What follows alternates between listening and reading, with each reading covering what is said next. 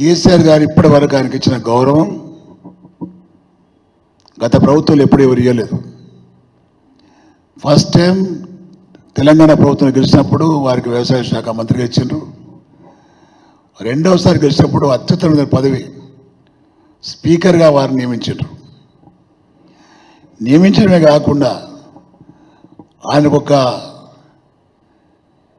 మంచి పేరును పెట్టడం జరిగింది, లక్ష్మీపుత్రుడుగా.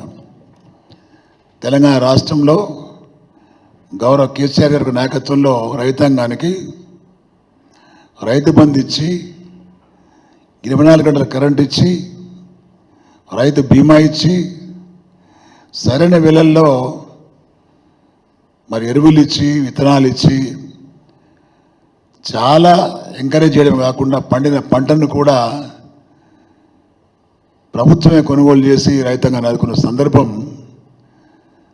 ఎట్లా మర్చిపోయినా మాకు అర్థం కావడం లేదు. ఈరోజు రేవంత్ రెడ్డి చేస్తున్న దారుణం ఏంటంటే రైతులకు సరిగ్గా కరెంట్ ఇవ్వడం లేదు, రైతు బంద్ ఇవ్వడం లేదు. రైతు బీమా అయితే 6 నెలల తర్వాత పోతుంది, జూన్ తర్వాత పోతుంది. మళ్ళీ 2 లక్షల రుణమాఫీ లేదు. అడ్డమైన మాటలు మాట్లాడి అబద్ధాలు చెప్పి అధికారంకి వచ్చినటువంటి రేవంత్ రెడ్డిని నీలాంటి సీనియర్ నాయకుడు మర్చిపోవడం సిగ్గుచేటు.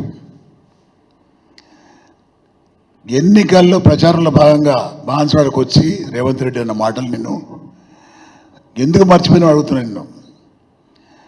ఇదే రేవంత్ రెడ్డి ఎన్నికల ప్రచారంలో భాగంగా బాన్స్వాడకు వచ్చి నిన్ను నీ కొడుకుల్ని ఇద్దరిని కూడా దండుపాల్యం బ్యాచ్గా అభినందించిన ఆయన. దండుపాల్యం బ్యాచ్ నువ్వా, రేవంత్ రెడ్డి బ్యాచా? ఇద్దరు కలిసిపోయినా మరి.